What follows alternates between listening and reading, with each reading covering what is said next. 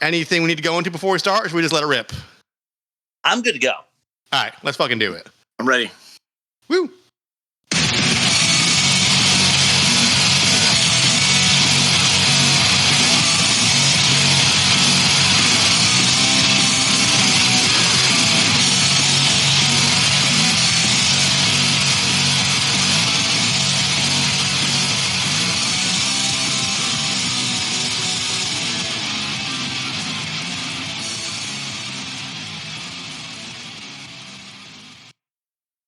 Hello and welcome to the Worst Movie Ever Made, an experimental movie podcast designed with one thing in mind: to find the worst movie ever made. I'm joined by my co-host and fellow mad scientist, Rob Scucci, and this week, Bob Hasak is back from think_in_movie_scenes on Instagram. Hey, Bob, how are you? Hey, Rob, guys, why are we doing this? Can I start with a story that I promise will be relevant later? Yes. Okay. So I have a 3-year-old. You know, she's potty trained. She's in pull-ups. She's proud moments, but she's having accidents. She's been really into hide and seek, and she's been telling me where to hide, as 3-year-olds do, because they like finding you really easily. Yeah. I've gotten like acrobatic, like doing that thing where you like put your back against the wall and like shimmy up, so you're like on the ceiling, and then like dropping down behind her and scaring the fuck out of her. Nice. And in the excitement of a rousing game of hide and seek that was going on, we were like in our second hour. She shit her pants. And it doesn't seem relevant to this movie, which is Hard to Kill, starring Steven Seagal, but it will be later. And you know, we have Bob on the show, and like Bob's a friend of the show and a fan of the show, and he always he keeps an eye on the polls, and every once in a while a movie makes it, and he's like, oh shit, I gotta get on this one. So yeah, I'm really excited because we're gonna have a rousing conversation about this movie. No, I grew up in the 80s and 90s, and I was in high school in the 90s, and my brother and his friends loved Steven Seagal movies, and they tried to convince me that these were the better action movies because Seagal was cool. And I was like, okay, I'll give it a shot. And even back then I was too afraid to say, no, this really sucks. I just kind of went along with it. So now I'm getting my just desserts. Yes. Yeah. I was saying to Rob off air, it really seems like a made-for-TV movie to me. Yeah. It's not, but that's the kind of feel it has. Almost soap opera-y. You know? I love when you guys pick a movie that was a blockbuster because it's not. No, it wasn't. No. All right, let's do some bad reviews, and we'll move it right along. Sure. So Mick LaSalle from San Francisco Chronicle says, this time the martial arts philosophy lesson rings hollow. But it's a good point, because what was the moral? Like, don't die for 7 years and like lose your son? I really have no idea. Michael Wilmington of the Los Angeles Times says, there's nothing dopier than the crooks in 1 against 100 action movies, except maybe those who cook them up. Yeah. Which I think is a shot across the bow at Seagal himself. Because I think he had his hands in this quite a bit. He did. He definitely did. Because he makes himself to be cool in every single way. And like when you write about yourself, you want to do that. And he clearly thinks highly I of read himself. that he did have... He was one of the 3 writers on the movie, but he and the 2 writers aren't credited. Okay. I don't know how that happens, but maybe they just locked up the writing credits and didn't want to shame anybody with this dialogue. Rob, you got YouTube comments? Yeah, I got a few. The vibe when he says, I remember you, can feel the emotion. This is one of the best all-time Steven Seagal movies and one of my favorites, no doubt. And this is all from the supermarket scene, by the way. This beautiful scene, love his martial arts, like the okay emoji, 2021, comma, be like 100 emoji, thumbs up emoji. So my hypothesis about mental illness being rampant on YouTube has once again been proven. Yeah, I think so. Bob, before we get into our first test, do you want to say anything like as an opener before we get into it? Not really. I'm just excited to jump in. I just because So the one anecdote, speaking of the grocery store scene, was that was my brother's big thing. He's like, oh, look at him. He's like, yeah, I'll get down on my knees. I'll put one hand behind my back, like that whole business. And it's just as much as I was giving this movie a chance, that took me right back to high school. And I'm like, nope. And that was just a few minutes in too, I think. Yeah. All right, let's do test number 1. It's called Worst of Its Kind. So we take 5 different movies, get their critic scores on Rotten Tomatoes, we average them, and then compare it to the movie in question. If it's also the worst of its kind, it gets an extra demerit. But we'll have to see with this one. Let's do test number 1, Worst of Its Kind. Is this film the best of the worst or the worst of its kind? So we're going to start off with Commando. So Schwarzenegger, okay. I feel like he's popped up, like this movie in particular, pops up a lot, but it actually has a decent score. It's a 69, which makes me not really want to do it for the pod because it's not going to have a great score on this test. Maybe that's not fair. Yeah. But it's cheesy. Yeah, and anything like I think I said about Salt Lake City Punk, like anything that's like above 60 is kind of like, it ends up being like a matter of taste at that point. It's like, it could be bad, but it's like, enough people love it for it to be bolstered up there a little bit. It's really funny, though. Bob, have you seen Commando? I have. I want to say that's Alyssa Milano when she was a little kid. And Commando is like one of those things that has a good supporting cast and okay writing, kind of like the first Terminator. And that lets it be passable. So, yeah, I wouldn't recommend it for the pod. No, but oh man, I really want to do it though. I'm not gonna lie, because there's so many bad lines, and he does so many things that even like Mr. Universe couldn't possibly do.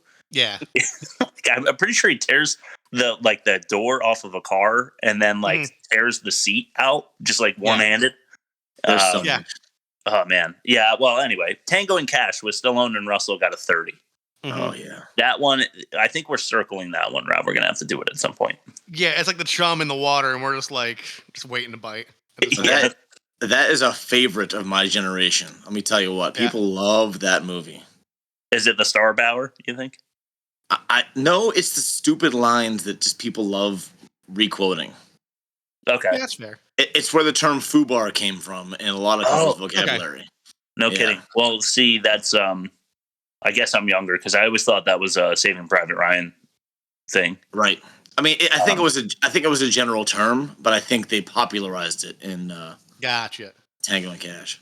Got it. The Last Boy Scout with Bruce Willis and Damon Wayans got a 46. Never seen that. No, I bet you Bruce Willis plays harmonica in that one though. He's got a. It's been so long since I've seen it. I don't remember liking it at all. Okay. I mean, I remember it's not good. I think I remember a football exploding or being shot. Okay. Yeah, something strange like that. Sick. Cliffhanger with Stallone. Here's another one that has a decent score that I really want to do for the pod. Okay. I mean, I have family that know that even at like 11 years old, I was making fun of that movie. Yeah. He died, or should have died, probably 20 times in that movie. Okay. I saw that in a theater on a date. Was it a decent date? Because I can see how that might turn it south. No. Yeah. I thought that led to your wedding day. No, God, no. That was even a worse movie, but I'm not going to mention it. Okay. Broken Arrow, Travolta and Slater. I've never seen that one. Got a 53. Okay. So these scores aren't terrible. I mean, they're somewhere around, the 50-50 borderline, giving it an average of 53 out of the 5. Mm-hmm. You guys want to guess the score for Hard to Kill? Bob, why don't you go ahead? No, you know what, Chris? You told me the score when we first guessed it, so I know it. It's like 36 or 37. Okay. It is a 36. All right. Okay. I was going to say 25. Well, it should be a 2.5. Yeah. But that gives it a score of -17, and it's actually not the worst of its kind, which surprised me. That's Tango and Cash, and that's just another reason why I think we should do it. Okay. Yeah, good idea. All right, let's toss it to test number 2, the plot pitch. Okay. So you guys are going to be major movie producers, and I'm going to go 2-on-1 in the elevator trying to convince you both to make this movie. with my plot pitch. So I'm going to ask you both at the end if you would make it. And then I'll be the tiebreaker, I guess. And then we'll get a star grade and average that out between you guys. And that will help us to compare it to Senseless, our current season champion, at the end of the pod. So let's do the plot pitch. Test number 2. Hey, God, hey, man. Hey, what? You want to hear my movie idea? No! I love the comedic timing of that bumper is perfect. The footsteps. All right, I'm ready. All right. You want to count me down? 3, 2, 1, go. Former tournament champion, Navy SEAL, and entrepreneur Mason Storm has turned private investigator as he takes on the mob and local Senator Vernon Trent. While investigating a lead, Storm discovers a plot to assassinate a local hotshot by the senator and the mob. They hear him bump into a pipe on the docks while filming their secret meeting, then track him down at every turn. They manage to murder his wife and very nearly kill him in the process. He becomes Jesus in a coma and fights back as soon as he is resurrected. Will this brewing storm blow the senator away? Will this Mason construct new relationships? And too soon, I might add. Let's kick some box office ass, guys. What do you say? We gonna make this one? No, I'm not going to make this one. I don't know. How much is it? Oh, man, that's a good question. Let's find out. I just have to ask my investor how much they're willing to put into it real quick. I'm just going to shoot him a call because there's no texting back in 90. Okay, and he says we're actually only going to need 10 million to make it. Okay. All right. Yeah, I'm gonna see if I can get one up on my my competitor there, Chris, my competitor Rob, and I'm gonna go for it. Okay. Yeah, I'm actually rethinking it for the price. Like, Bob, you want to go in on it actually, and we'll do 5 each because the star power alone will make the money back at least. What star power? Steven Seagal. Oh no! This is only his second movie. I don't think he has star power. But you know what? Since that's the case, I'll go half. Yeah, sure. Yeah, but he's been coming up in the blues scene on electric guitar too. So I think just the name might carry the weight to earn back our 10 mil. Okay, right. so you guys are going to split it 50-50 and make it. So it doesn't matter what I think if I were a producer.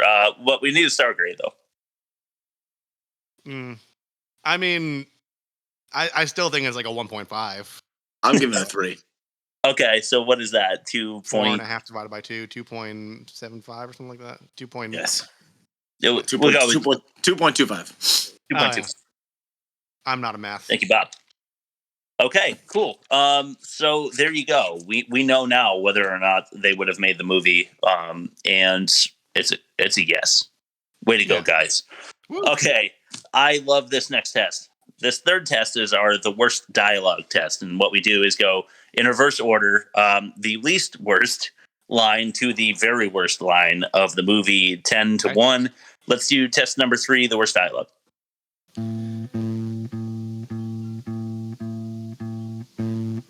The worst movie ever made presents the worst dialogue ever made. No, my favorite bumper. That's it right there. Yeah. Oh yeah. It is nice. It's kind of jazzy. Maybe Seagal would have liked to riff to that one. Yeah, it's Joe Pass. It's off Virtuoso number 3. Check it out. All right, nice. There is so much bad dialogue in this movie that I at the end I threw in a couple of honorable mentions between 2 and 1 because they didn't quite make the list, but they're bad enough to mention in my estimation. So number 10, there's bad guys after they kill Storm and his wife, right? They're planting evidence. And the guy, I mean, it's just, the guy goes, I got the Coke on the dresser. Put yours in the nightstand. We'll fix his ass. You got the tapes? And so it's not exposition exactly because it's not telling you anything about the story, but I guess they're alerting you to the fact that they're fixing him up. But it is so, like, nobody describes what they're doing as they do it. Like, if I was cooking the balsamic chicken I made tonight and I told Aaron I'm now going to put the mustard into the balsamic Now I am putting the rosemary. Do you have the salt and pepper? You know, nobody goes step by step like that. No. So it was a little strange to me. What do you guys think? I agree. And I want to say at the very, very, very beginning, Seagal is talking to himself out loud as he's trying to hide. Yeah. And he's doing the same thing. He's like, what are you doing? Who are you? And it cracked me up because I'm like, who would do that, especially if they're trying to be incognito? So I thought that was very on point with what you just said. Yeah. Okay, so that's a line that I didn't even put into the honorable mentions, but it could have been one. And this is going to be a theme that comes up again and again, guys. But one of the things he says, Bob, in that spot right there before he clanks the pipes at the dock is something to the effect of, I'm paraphrasing, but he says, come on, what are you guys doing? I'm late for the Oscars. Yep. All right, number 9, the tall goon that's chasing Sonny.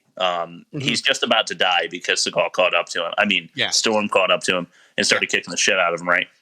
And he's about to snap his neck or whatever, and the goon goes, "You're still a loser." Just one last parting shot before he gets his neck snapped.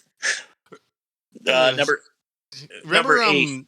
Go ahead. Remember in 13 Ghosts when he's like, "Loser," when he's like fighting him around like that weird loser.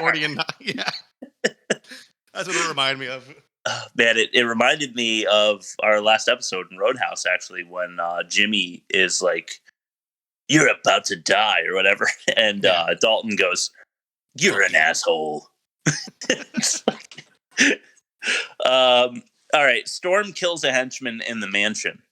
Yep, and one of the henchmen, I guess a couple of them were cops, like bad cops. Yeah, crooked cops. Because when he kills him, he goes, "Now you're a good cop." Which because he's dead. A good cop's a dead cop's basically. What I get. Is that because I honestly had no idea what that meant. And it was Dean Norris from fucking Breaking Bad. Oh, was it? Before he got old and like bigger. Oh, yeah. Hank, okay. It's Hank. Yeah. Cool. Oh, Hank. Okay, got it. All right. Hey, this brings us to our first clip. This is number 7. Okay. We call this one Unstoppable. Oh God. Yep. For what it's worth. I'm sorry. Most unstoppable son of a bitch I ever knew. Yeah, well, you got stopped tonight.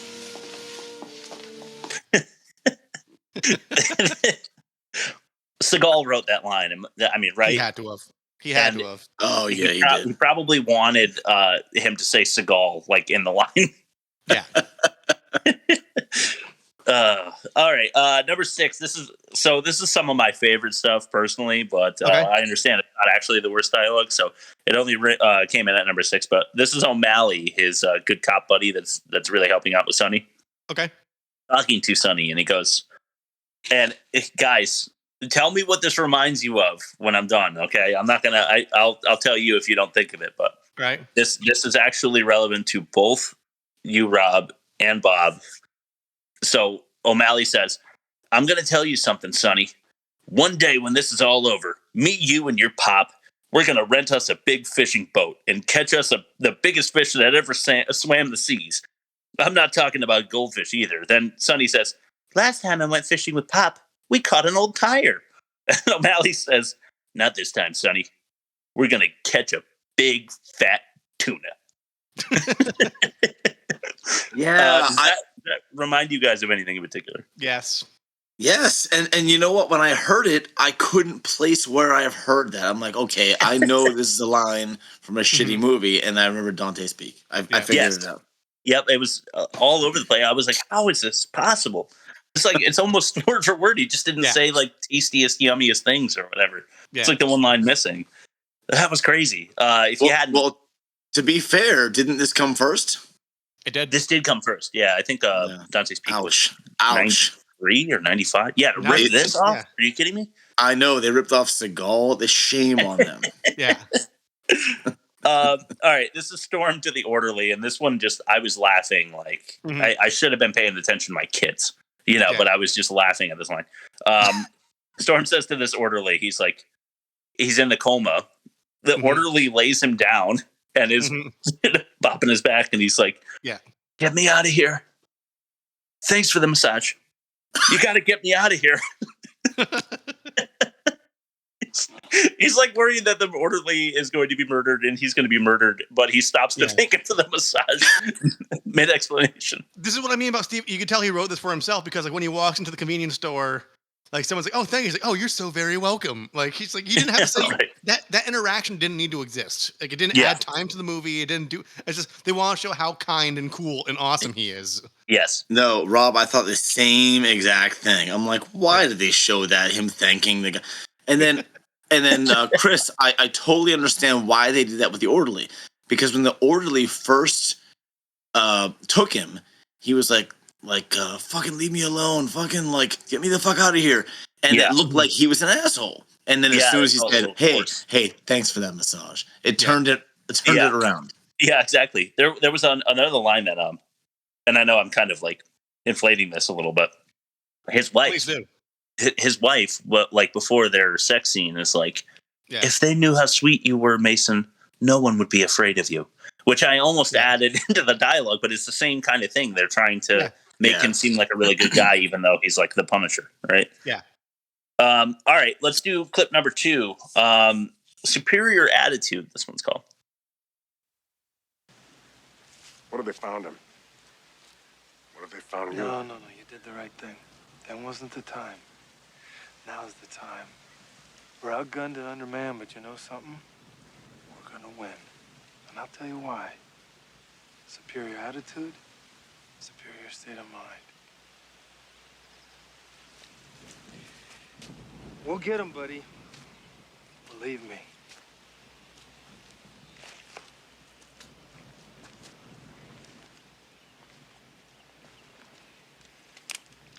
Every fucking one of them.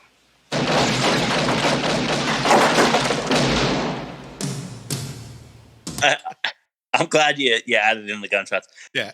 Because it makes it all the cheesier. He hits every pot. And then he makes 4 shots and like 6 things blow up.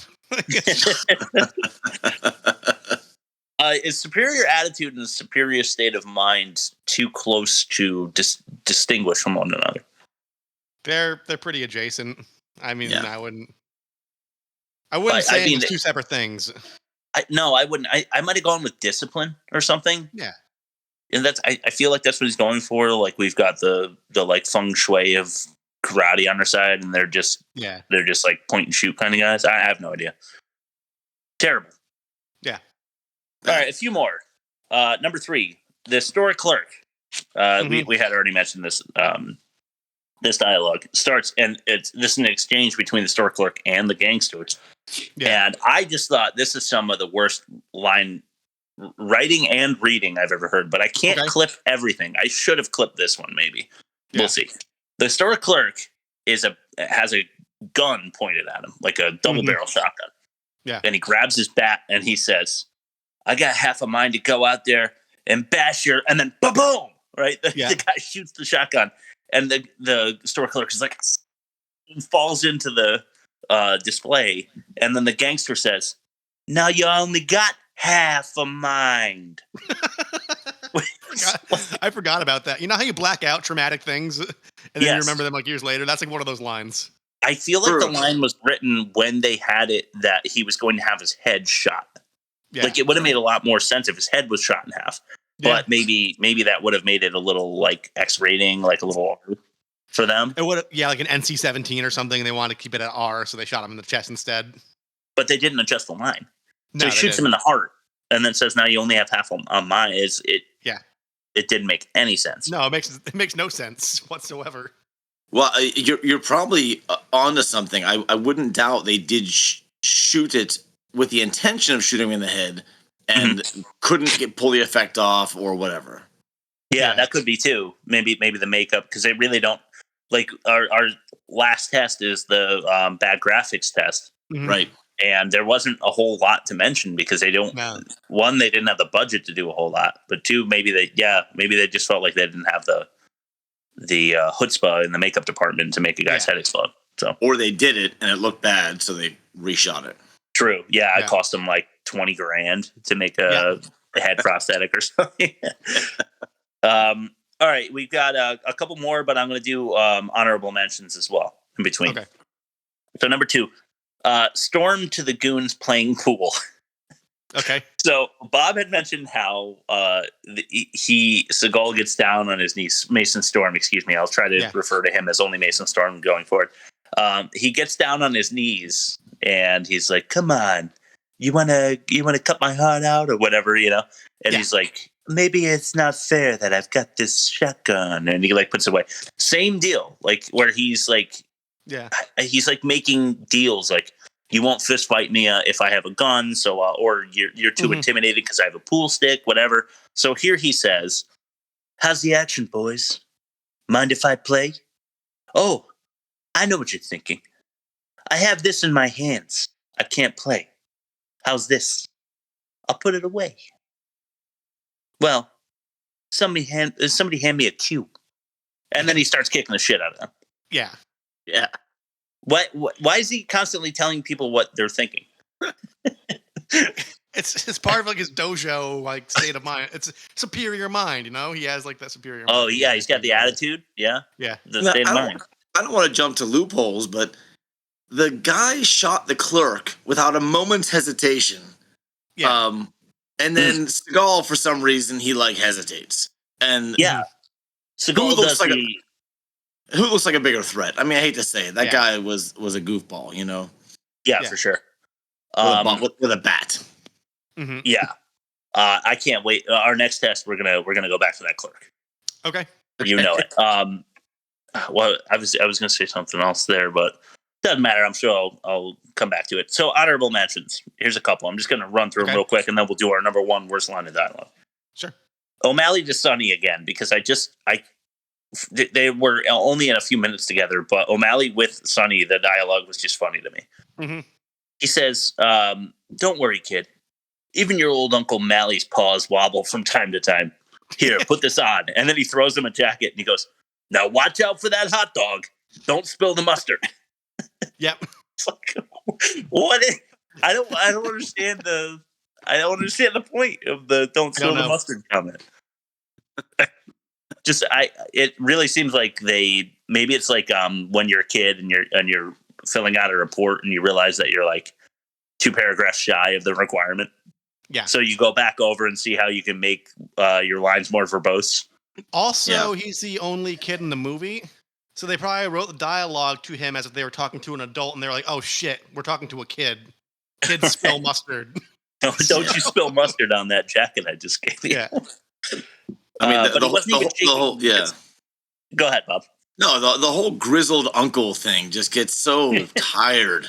Yeah. It's just like, "Hey kid," it could say anything, and it would have sounded the same. And I think they did literally say, "Just say something." Yeah. Yeah, he says, "Old Uncle Mally's paws wobble from time to time." It's just hilarious writing to me. All right, one more honorable mention. Storm to Andy. That's his love interest and his ex-wife in real life, apparently. Okay. They're in the like hideaway, and they're having like a sweet moment or whatever. And he turns to her and he finally addresses the thing on his face, and he goes, "You give me this beard?" But it's like, what? I guess he didn't like the beard on his face and asked if she put it there. I love how like I don't know if this was an intentional symbolism, but like she like literally groomed him. Right. Like she groomed his face, and then she brought him out and was like, "You're my lover now, so you're gonna stay at my place." I was wondering why she didn't do it earlier. I was kind of like, I actually wrote it for the loopholes section. Like, why haven't you cut his facial hair? Like, he's got like a 2-foot long beard. Why haven't you taken care of that for him? Yeah. But then she does. So, all right. The number 1 worst clip of this movie. Man, this one's called Blood Bank. Let's just do it. All right. Here's the drum roll. Yeah. Where I left it. The People's candidate, Senator Vernon Trent, promises no new taxes. And you can take that to the bank. Money now and a lot more when I get in that office. You can take that to the bank. I'm gonna take you to the bank, Senator Trent. To the blood bank. And then it ends, and he's just sitting alone in the TV room. Yeah, he's talking to himself. It's much worse the second time. The second time hearing it is much worse. Yeah. So bad that I could not believe that. That is one of those, like, I can't believe he wasn't mercilessly made fun of for the rest of his career for that particular line. It's that bad. That's like Battlefield Earth bad. That's like crap lousy ceiling bad. He's trying to get that Schwarzenegger, because like Schwarzenegger was like, he had some clout at that point, and he was known for his one-liners. So like every action star had to have a one-liner, and like those were his. Schwarzenegger's thing, it was like I'm pretty smart because I can come up with these little clever like taglines for the movie. Mm-hmm. But the thing, like, they weren't that bad. They just weren't something that, in my opinion, the character probably would say or think. So it rings a little cheesy. But that maybe Mason Storm would have done that, but it's laughable even if it's genuine. Like, even if he's like in his room and would say to himself, "I'm going to take you to the blood bank," like, it's just he's just a really funny character. It is just comedic gold. That is horrible. Anyway, I don't ask for mentions on this one, Bob. I'm sure you know, but just in case our next section has any of that dialogue, because we're going to move now into test number 4, which is the worst acting test. So what we're going to do is I'm going to act out a few of these scenes myself, but we got a few more clips of some of the worst acting in this movie. And this, I mean, that is saying something, because we've done some bad acting for this podcast, and this is right up there with some of the worst we've ever done. I was waiting for, like, because I do like a little soundboard thing, and I was waiting for the clips, and I thought you're just going to give me the timestamp like 0000 through 13400, and just rip the whole movie and hit the button. Yeah. All right, here we go.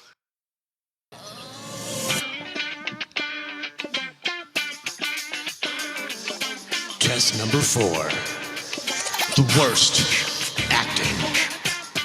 Naturally, we'd use the Catwoman thing for this run. Yeah.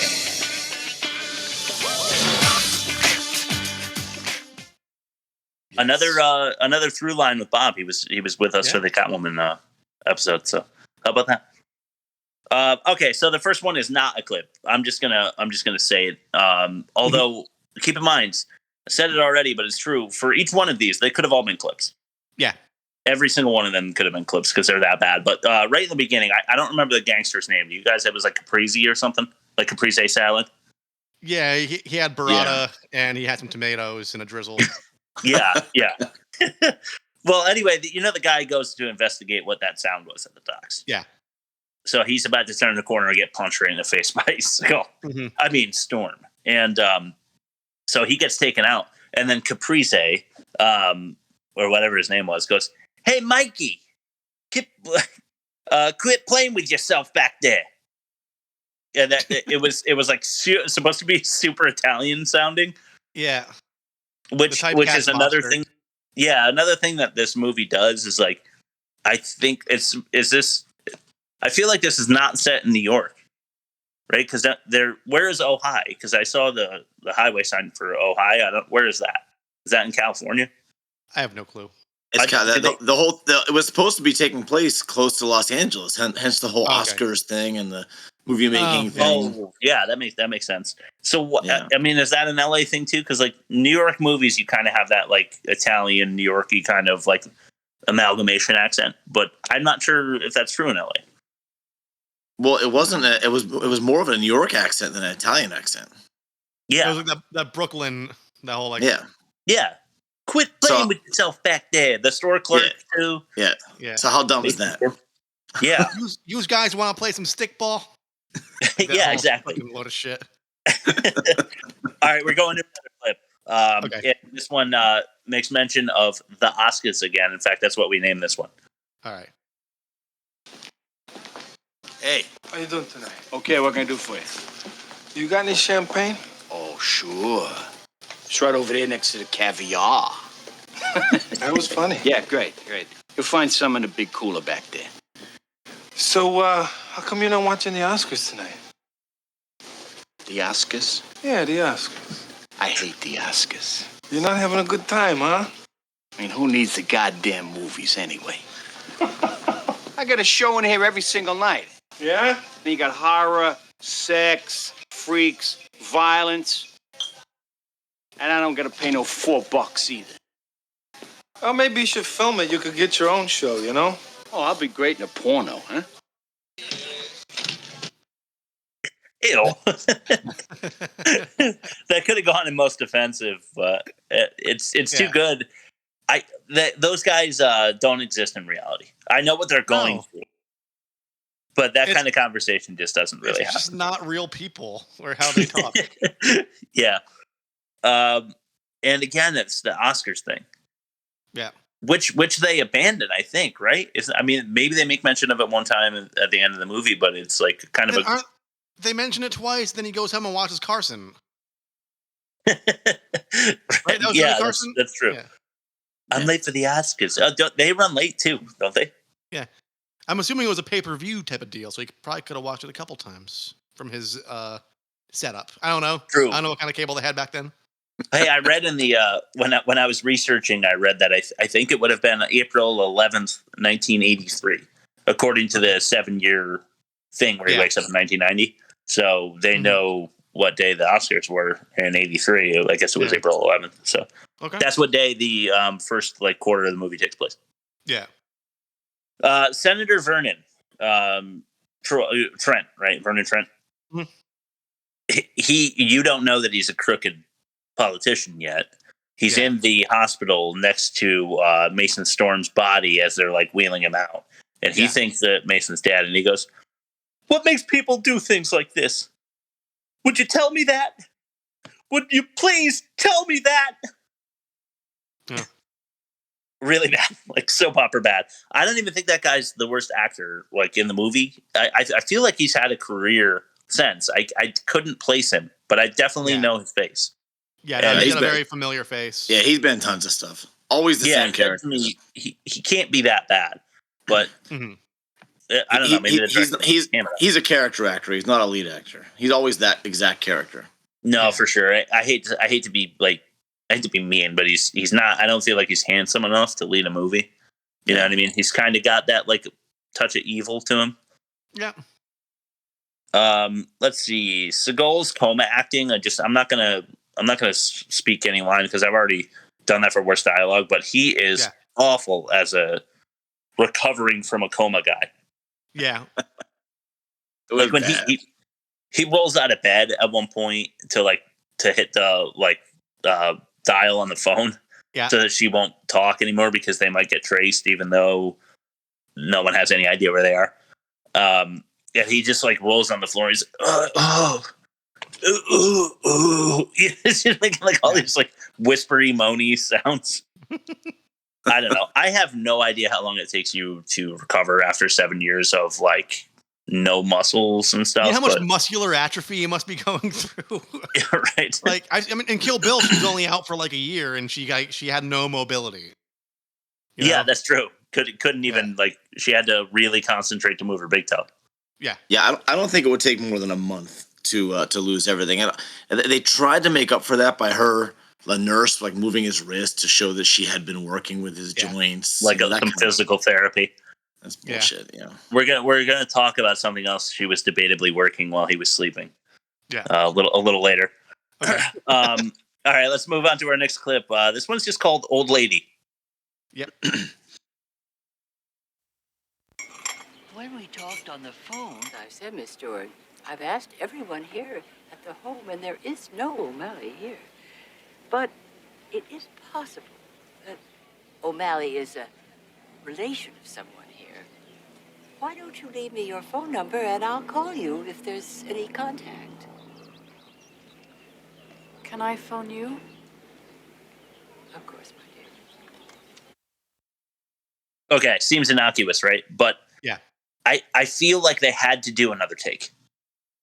Did they think that she was going to drop dead or something? Why didn't they do that again? Because listeners, if you don't believe me, just listen to it back and listen to how like jarbled and slow, and like I need to think about what my line is again while she's saying it. That delivery was. She was like, "There is no O'Malley here, but I'll be sure to contact you if someone should." You know, it was like she pulls her had to hand think out about and reads it off her palm. That's it. Honestly, that's what it felt like to me. Yeah. Yeah, Right, I think she was low enough down on the credit list to not bother hiring someone better. She must have been like a relative of somebody. Yeah, O'Malley. Yeah. I didn't research the credits that much, but you're probably right. Yeah. All right. Our next one is this probably, if we were still doing just overacting, this would have been probably the person going into the Ass Cheek Arena for the week. Yeah. It's that fake Dr. Goon. This one's called Like a Pig. Yep.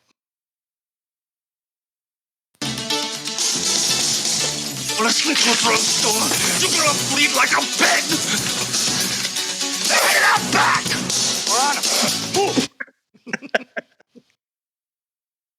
What? When did Deliverance come out? I don't know. 81. I'll make you squeal like a piggy. I think it was 81. Yeah. Maybe they're calling out to that or something. Maybe. I don't know. I think the last thing he screams is they went out back, right? Yeah. I luckily, like, I really feel like I needed captions for that. Yeah. He's just like, back. Yeah. Such weird, like, way over the top. I had captions on for this, and nothing unusual was there that you couldn't really hear. So no surprises. Okay, there was a line on that thought. There was a line by Mason Storm to O'Malley. Like, they're loading up and they're making the plan in the driveway and about to get in the car. And Mason Storm says something to O'Malley, and I wasn't like staring at my TV as the line was being delivered, so I still don't know what he said. But he's like, "Then we're gonna go. We're gonna get the tape, and then with him from with a fee." No, it's like, what the fuck did he just say? I literally had no idea, but I was like too busy to go back and figure it out. I think it was something along the lines of win an Oscar themselves.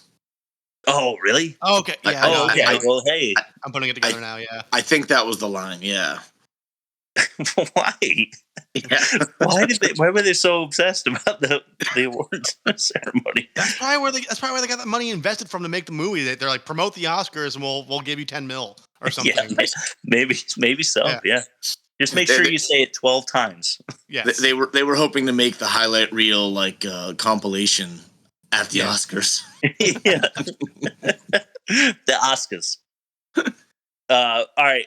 This one I'm just going to tell you myself. It's Storm, and he says, this is after destroying the woman's refrigerator. Yep. He goes, "I'm sorry, but I think your contractor is doing a lousy job." Which is not a sufficient explanation for why he is alone in the kitchen with a broken refrigerator. Yeah. I did not understand that, but it's just another one of those scenes where you have to just keep going.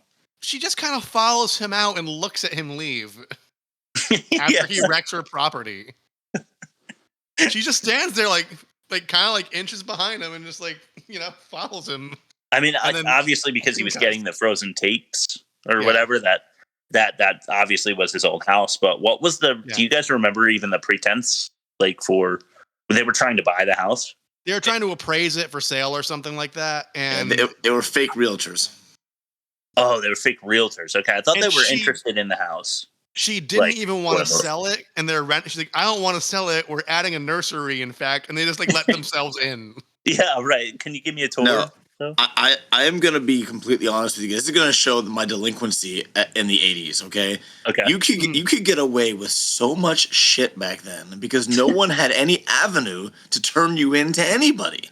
People couldn't they couldn't film you. People couldn't fucking film you. And there was so many things we could get away with back then that was like, it was just almost unfair. And when I see her looking at them leave, I'm thinking, what was she going to do?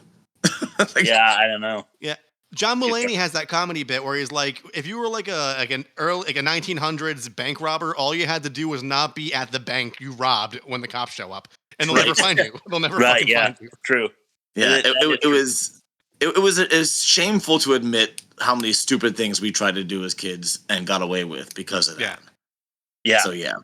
I don't suppose statute of limitations is up after I think 17 years, something like that, Bob. Yeah, exactly. Plus all the magistrates and stuff are probably retired or dead by now. So yeah. Okay, so you don't want to divulge anything super illegal on the pod just to spice it up. I don't. Maybe a future episode if something comes up. Okay. Okay.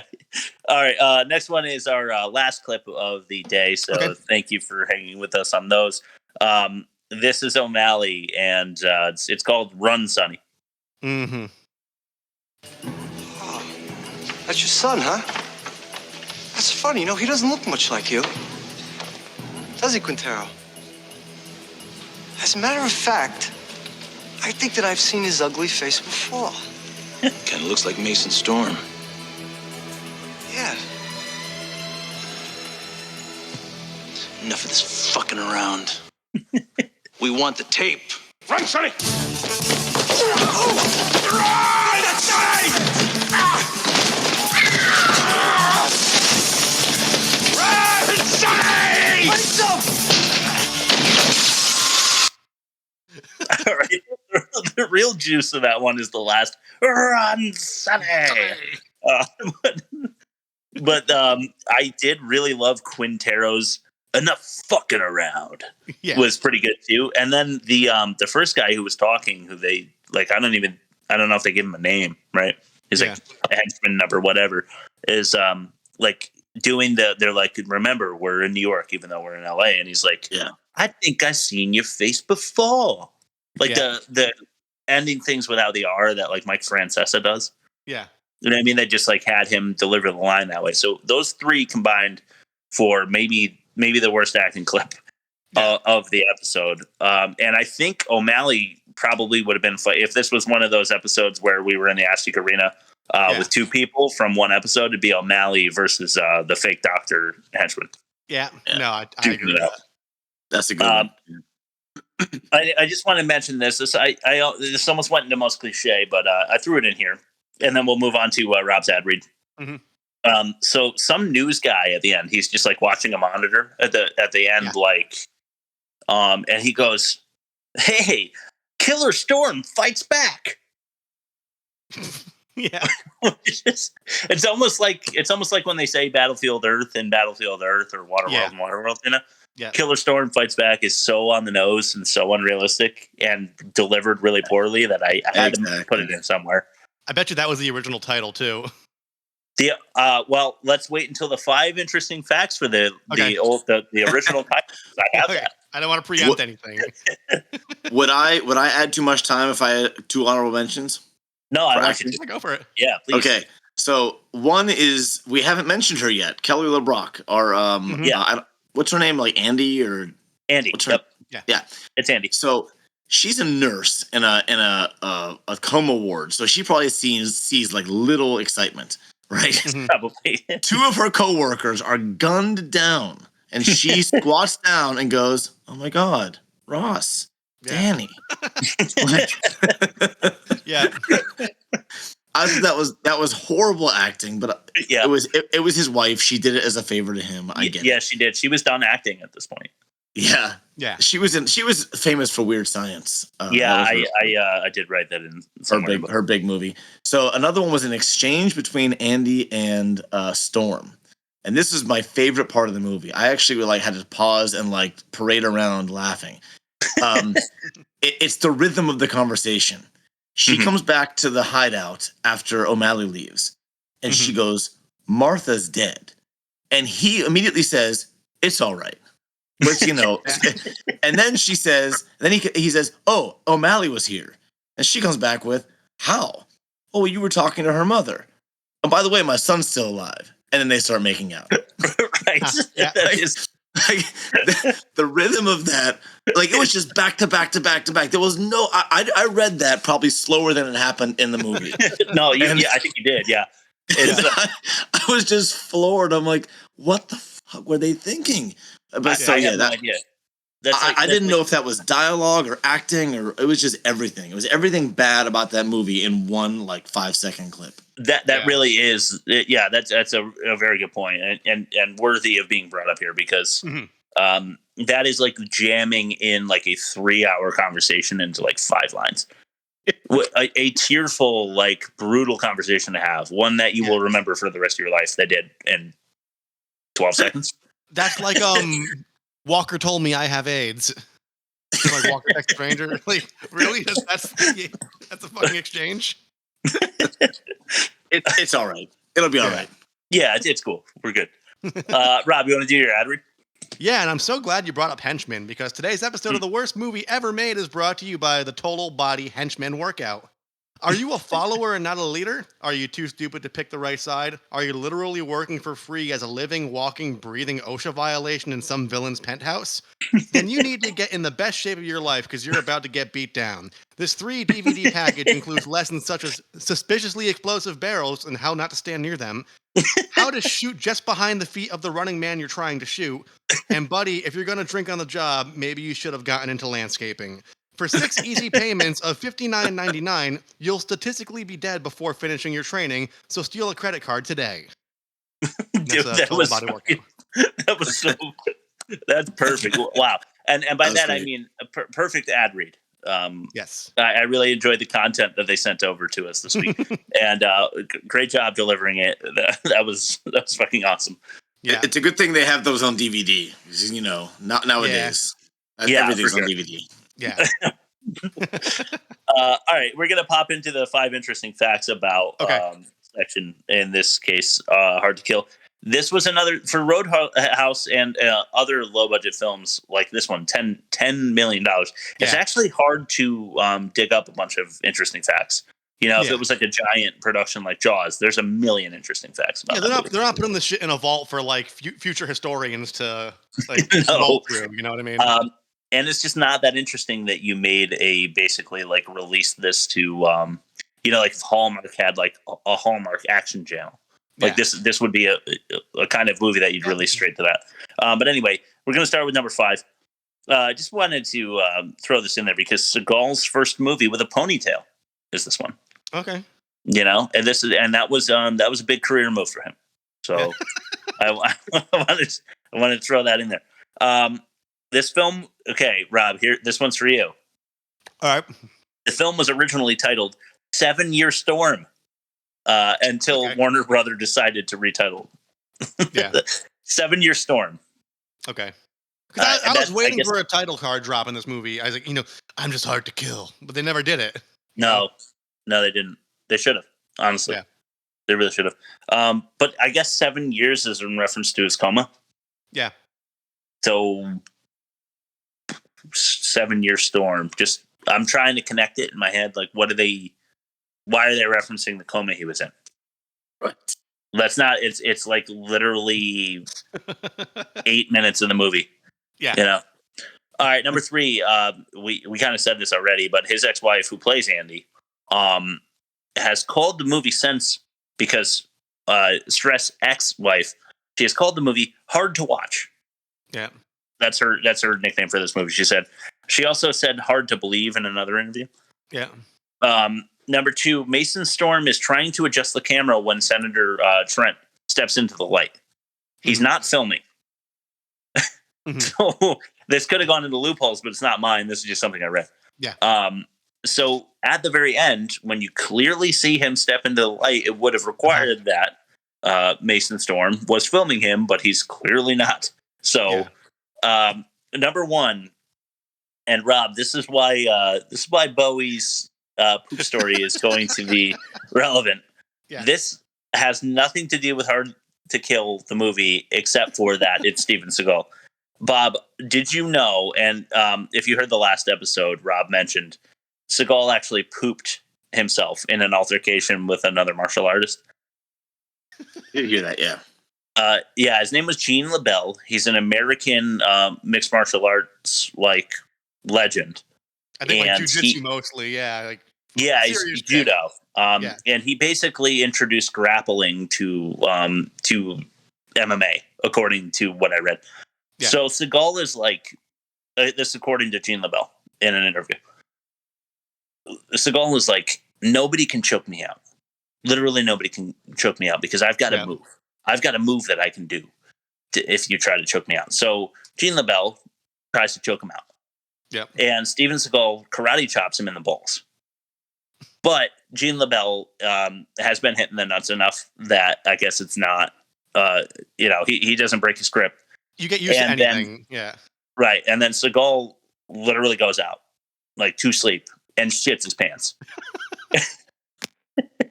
Of course, Seagal vehemently denies this. Yes. There's I'm gonna talk more shit like when we get to the loopholes, because I mentioned last week my cousin Todd had sent me a couple things about Seagal, and I watched a video that he sent me that really ripped him to shreds. Okay. Apparently, he is like a compulsive liar. He's debatably not very good at martial arts, and he's just a guy who got there through reputation. But we'll talk about that a little more later. One thing I want to add, you might have come across this, Chris. The ending mansion was also used for in the Big Lebowski. Big Lebowski, yep. I did read that. I almost threw that in there. I thought that was kind of cool, because that was the only cool thing that I read. Yeah, because and it hits close to home, because we did the Big Lebowski as one of our good movies, obviously. So if you guys are interested, we talk about how awesome that movie is in a previous episode. So check it out. Rob, what's the dick shirt? What's up? Rob has a dick on his shirt. I love it. Oh yeah, the dick show. Yeah. Okay. Anyway, let's move on to. Oh, you know what we need to do? Okay. Just to make this official, and this seems to happen to me every time now, because our format is different. We need to decide whether or not the dialogue was worse than senseless.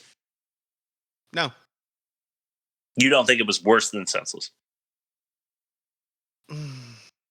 No. Bob? No, I don't. No, I think it is, because in my opinion, and me and Rob talked about this, about how you have to allow action movies and comedy movies to just have a certain level of stupidity. Yes. And then judge it from that. And as stupid as I thought this movie was, I thought the dialogue was dumber. So I wrote down my answer as yes. This is worse than it looks. So Rob, you've been outvoted. 2-1. That's fine. But Census is still gonna win worst movie, so I don't care. We will. Yes, we're gonna have to get into that and see what happens. Yeah, I don't know. This is science. This is science. How about the acting, guys? Oh, it's so much worse in this. I agree. Yeah, you know, Rob. I'm just gonna I'm gonna go on the bandwagon on this one. I don't care. I see. Rob's pick was senseless for like many weeks going. So I know he's got a place in his heart for. There's a special little pocket full of hatred in my heart for that movie specifically. So yeah, right. You shouldn't be allowed to judge, because you're obviously biased. Yeah, listen. That's why we brought you in as a control this week, Bob. Did you see Seagal trying to eat rice after? Did you see Marlon Wayans trying to scratch his asshole with a Johnny mop? At least he succeeded. That's true. That's a good point. Yeah, he got in there. He used the utensil the right way. Yeah. All right. Well, here's I'm just going to go ahead and say here's a category that I know Senseless is going to beat. Hard to Kill, and that is the most offensive test. All right. Test number 5. This Senseless was the most offensive movie I've ever seen. Yeah.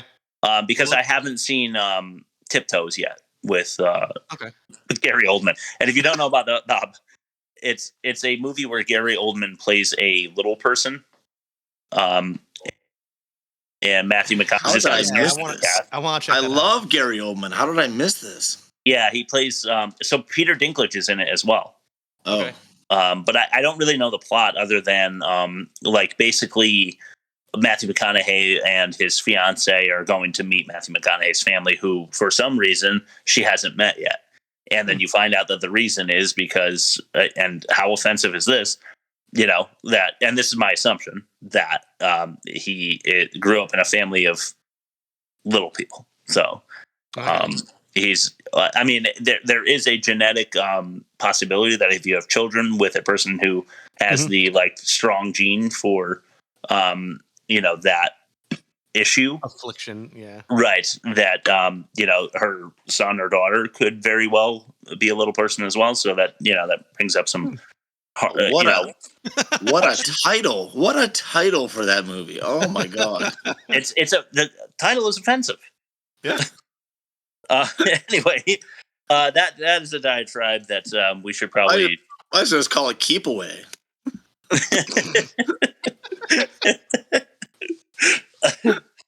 All right. So on the subject of offensive, let's get into test number 5, the most offensive. Damn it! I am tired of being Santa Claus. You get your together and you get your ass in the damn car. We're going. Now, damn it. Okay.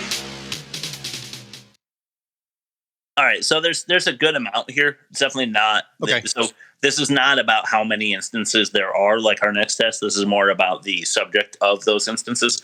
So if you guys want to expand on anything that I say, I'm just going to take a quick pause after each one. Going to kind of lightning style this one. And if you guys want to, blow it out a little bit, let's do it. So, number 1, I think it's kind of fucked up to have your son saying the prayer that includes, if I die before I wake, before he goes to sleep every night. That's not something I'm going to have my son thinking about before he goes to bed, because that's going to probably keep him up at night. That's pretty common Catholic shit, though. So I think they did it to paint him as like the good, like Catholic or Christian, and it's offensive if you're not religious and you're looking at it in 2021. But I could see where they were coming from on that one a little bit.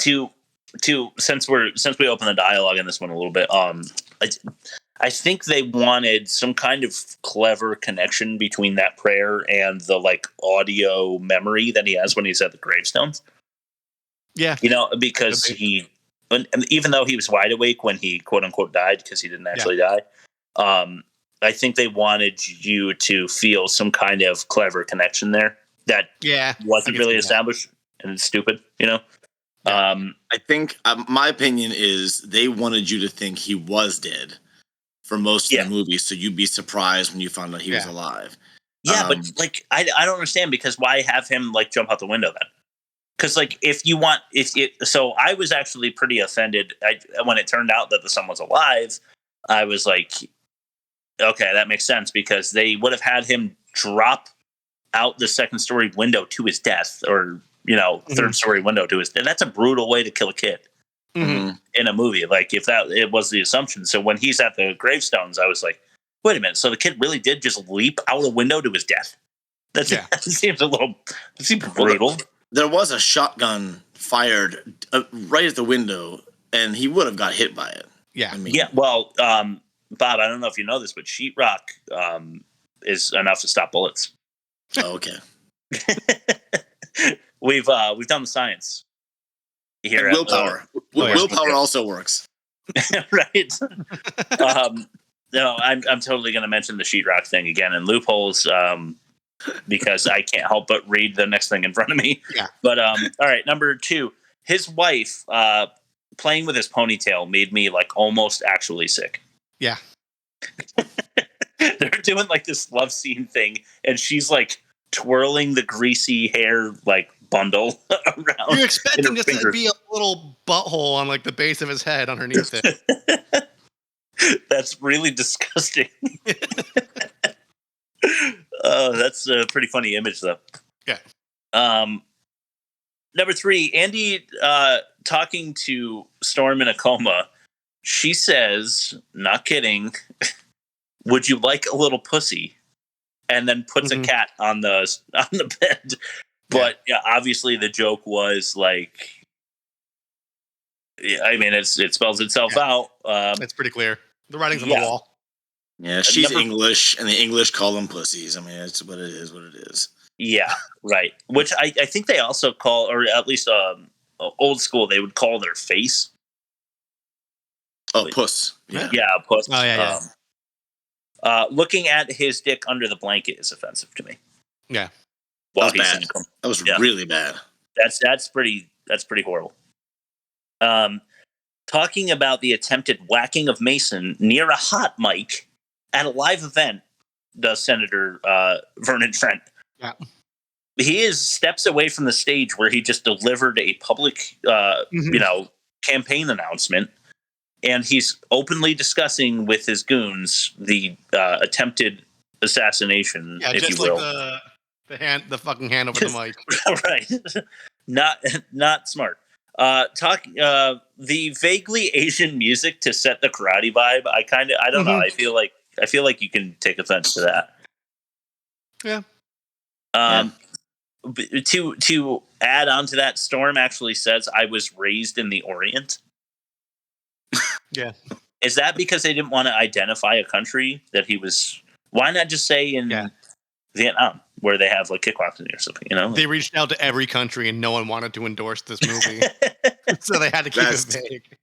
That's hilarious. The Orient, or saying Oriental, like, you're not supposed to do that. That's like kind of a dead word now, I think, isn't it? Yeah, it is. It is. After grieving the loss of his wife and child for I know he's been in a coma for 7 years, but he's only been awake to grieve the loss of his wife and child for 2 days. He's banging the nurse. Yeah. I had that on my list. I agree. I agree with it. Yes. And his mind has been 5 minutes. Exactly. Yeah. Essentially a month, maybe, after all that working out. I mean, it was a montage, so you don't know how long it was. Oh, that's true. Yeah. So I mean, it's been no time at all. And then they do the he's remembering the love scene with his wife, which actually makes it worse, in my opinion. It does. Yeah. Like if it's that fresh in your mind, how are you not feeling really skeevy about banging the nurse out? I just don't get it. Yeah. I agree. So he also waited a few days, maybe because of the muscular atrophy, but he waited some time to go to the gravesite.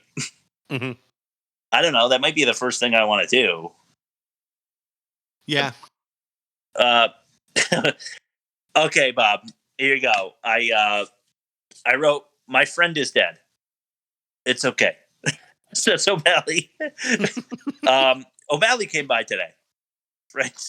Yeah. That I wrote that down here, and not in worst acting, but I think because I try not to duplicate any of the scenes, I found "Hey, my friend's dead," and then whatever. O'Malley came by today to be a totally fucked up way to handle "Hey, my friend's dead." You're supposed to embrace her and then do whatever you can to make her not get over it or anything. You just let her process it. Yeah. From now until she's over it. You know what I mean? But he's wait, no, O'Malley came by. No, that exchange, I think, hits every test. So I think it's almost unfair to put it anywhere. I think you're right. It really does. It should be like the trailer to the episode. Yeah. Okay, the Hispanic dice in the car joke. I don't know if you guys caught that. He trades in his Jeep for a beater, and it's got dice hanging out the mirror. And the chain steering wheel. Yeah. Oh my God. I'm sure the gas pedals is shaped like a foot. Yeah. As well. Yeah, right. Not paying for the fridge when you destroy it. You can't throw over a couple $100 for destroying a refrigerator. Yeah. I mean, I guess it came with the unit since it's the same refrigerator. Yeah.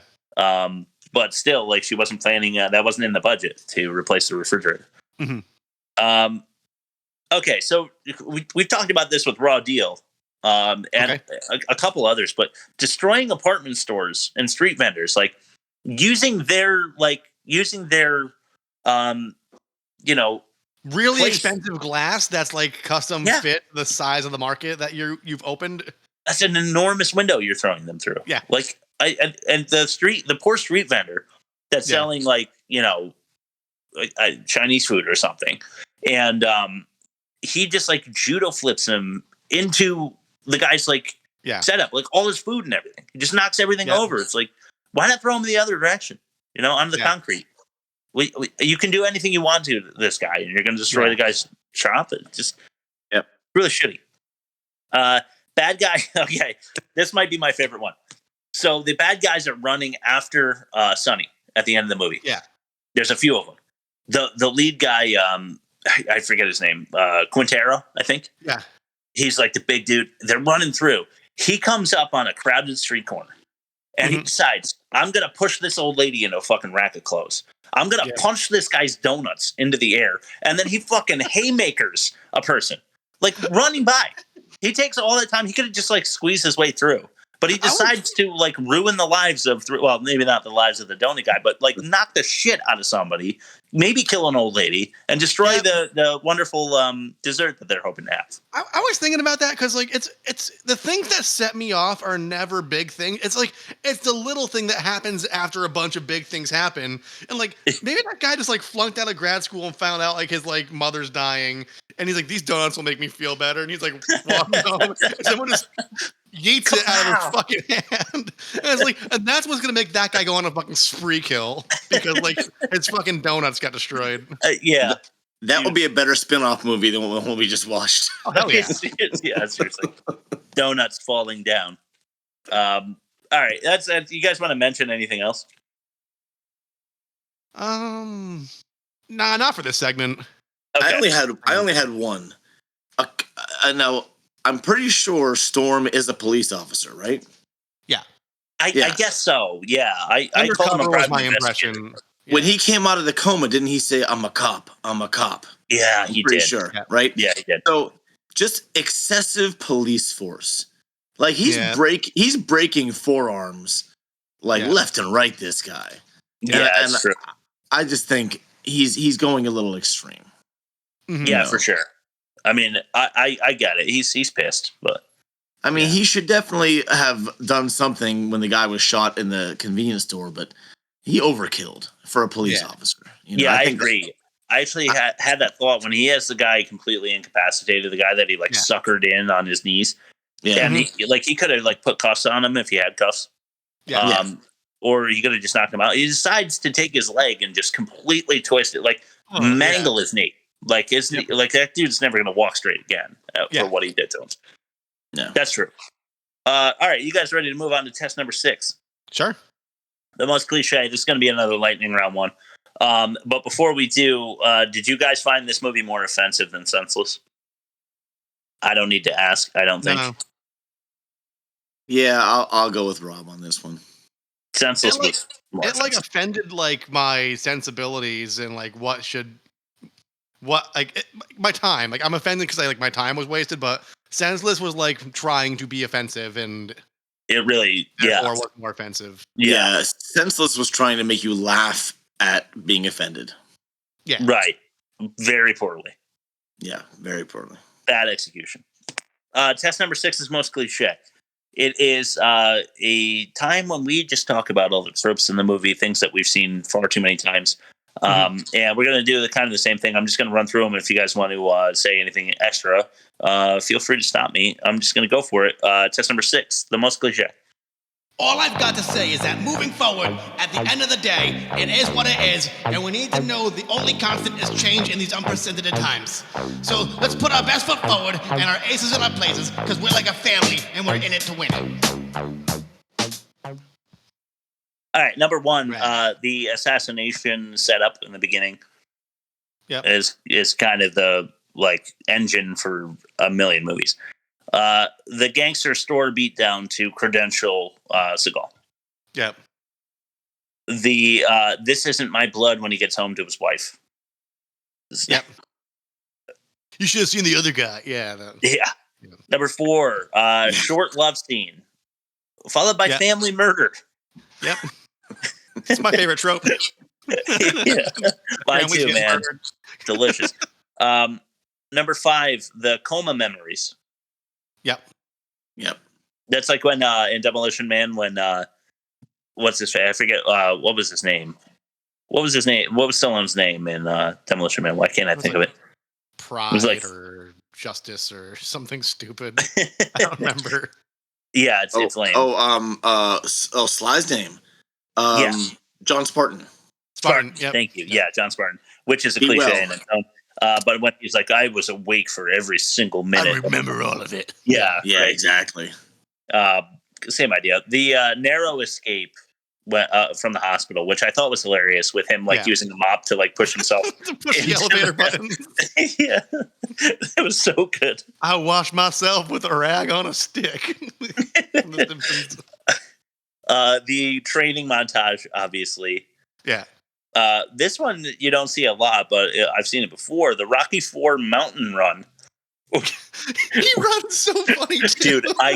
We're going to talk about him running. Yeah, we're gonna have a whole please a whole conversation about him running.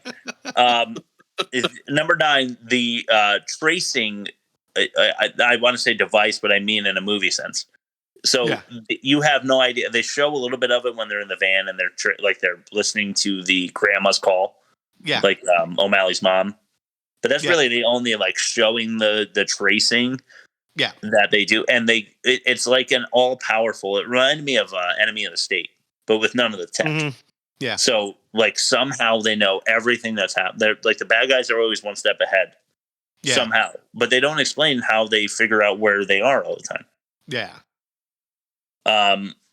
The teleporting conversation. So this happened.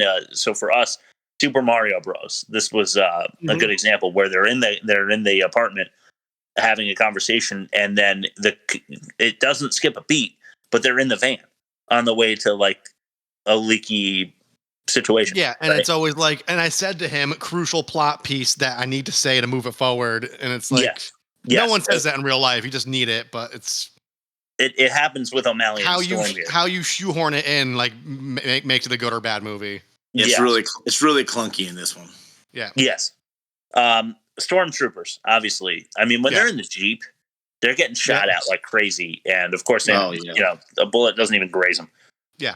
Hiding in the freezer, hiding whatever it is in the freezer. Yep. Destroying stores. I wrote, I did duplicate this one. I said I try not to do that, but it's cliche. Yeah. The missed dick shot at the end where he's threatening to shoot him, but instead he it's like when you go, you see in a war movie, the ass coming down, but it lands right next to the head. They decide last minute not to, lame. Few more. He gets the girl in the end. He dismantles an entire crime outfit, very Schwarzenegger or Stallone style. And then at the end, a little twist on it, but he says, "I need a vacation," essentially. Yeah. I think he says we should take a vacation, but it's the same thing. Do you guys want to mention anything else that you thought was super cliche? No, but can I add an offensive thing real quick that I just remembered? When Storm is sending off the mayor, whatever. He's like, where you're going, you're not going to be so anal retentive anymore, implying he's going to get raped in the butt repeatedly. Yes. That is true. All right, cool. So I just added to the offensive. All right, cool. Offensive score. So, but senseless still wins, right? Yeah, that's right. Okay. All right, Rob. It's now time for the shitcoin. Shitcoin o'clock. Bob, I hope you like these segments. Okay. This is not a particularly super long one, but I think it's pretty funny. So, all right. When you're ready, Rob, start us off. So Rob is going to be reading the part of the person who's bothering us on Instagram to try to get us to give them money, pretending that we're going to be investing in a can't miss Bitcoin pyramid scheme, basically. So we mess with them. That's how it goes. Yeah. So Rob's going to do that, and I'm going to read what I said back. All right, and here's the shitcoin. Okay, I'm just pulling up the screenshot real quick, and I don't read these ahead of time because it's funnier that way. It is funnier. This is Cindy Bold. She posts her story, and I'm going to read that real quick. The story says, "I just invested $500 on Bitcoin mining and got $10,000 profit return. I made a successful withdrawal to my Cash App." She tagged somebody. She's 100% legit. Her platform is 100% safe and legit. Thanks to her, I just made $10,000. Try it out too. Hit her up. And she tagged her twice. Tell her I referred you to her. She is 100% real and legit. She's my friend. Tagged her again. And then I basically I say hi, and I share that to you. I say, what is this? I just made it again. Made what? Make money from Bitcoin mining again. What do you mean mining? I invested on Bitcoin mining. I introduced Bitcoin mining 3 of my friends. Can I say hello? If you really need it, I can help you about it. If you can help me, I'm shy, and they elevated me to lead grill scraper at the Hibachi. DM my tutor to invest too, and it's at Rachel Kalina ×2. Tell her I referred you and want to invest on Bitcoin too. She'll teach you how you can get started. How do I go ahead and make a touch out to Rachel _Kalina _2? Wait, are there 2 of her? No, just DM her now. Tell him that you want to know more about Bitcoin mining and how to start it. Sorry, I'm struggling. Not from the US. Who is he? How do I? Okay, just message him. Who? You will know more about it. He who? You? If you are interested in invest, DM her now. I've encountered a snake. 1 minute. If you cannot, forget about it. I'm interested. I just need to find a big stick. Just message him now. To hit it. 1 minute. Rachel is him? Hold on. He's striking. I got him. He is Rachel ×2. Message him. Sorry, I'm struggling. Not from here. Have you message her? Screenshot it. Let me see. So that I take a screenshot of this conversation and send it back. You don't need it. I message him. Need what? DM my tutor to invest too. Rachel Kalina ×2. How? Message her. I don't know how. I'm sorry. I'm new. I'm only 7. And then a very detailed picture of where to click on the story with the name, with the multiple tags. Basically saying, click here, you idiot. This is how you can message her. So I take a screenshot of that and then I send it and I say, like that? Yes, and DM my tutor to invest too. Rachel Kalina ×2. Just touch it. I'm only 7. Bravo. The conversation ended there because they realized that sounded pedophilic, I think. Yeah. So, nice. All right, cool. Moving on to test number 7, the worst graphics. I like that there's a hierarchy of grill scrapers. Yeah. Yeah. You gotta, there's a lot of people competing for that lead scraper job. So, being 7 years old, it's pretty young for lead. Yeah. The worst graphics test. So, as I mentioned before, we're just going to talk about some of the bad graphics or good. We give them credit when they deserve it, but they don't. So let's talk about the worst graphics in test number 7. Welcome to test number 7. The worst graphics.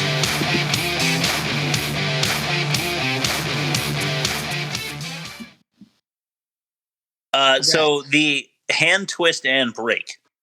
It was very awkward. It's towards the beginning. I don't remember exactly who it is that he's messing with, but he turns the hand over, but they edit it so that it cuts and you see somebody's like arm up in the air and the hand like extended. And I think that was real, but the way that they edited it was completely at a different angle than it would have been, and just kind of looked really choppy and crappy. The ski masks that the intruders were wearing, where it was just like, what is that game that those kids that kids are playing now? Among Us, or maybe I missed the boat, but it's like just a little window right here. It's like had me laughing because it was so like it just seemed like they couldn't see where they were going. Yeah. His fucking beard. Let's just mention that. The minute that they went to him like in a coma and he's got this gigantic, but that's not how a beard grows. It doesn't just grow right here. So like it's 2 feet long, but they've been shaving around. It reminds me of South Park when Cartman went into a coma for like a day and he had the full beard. Like, oh, let's remove that face warmer for you.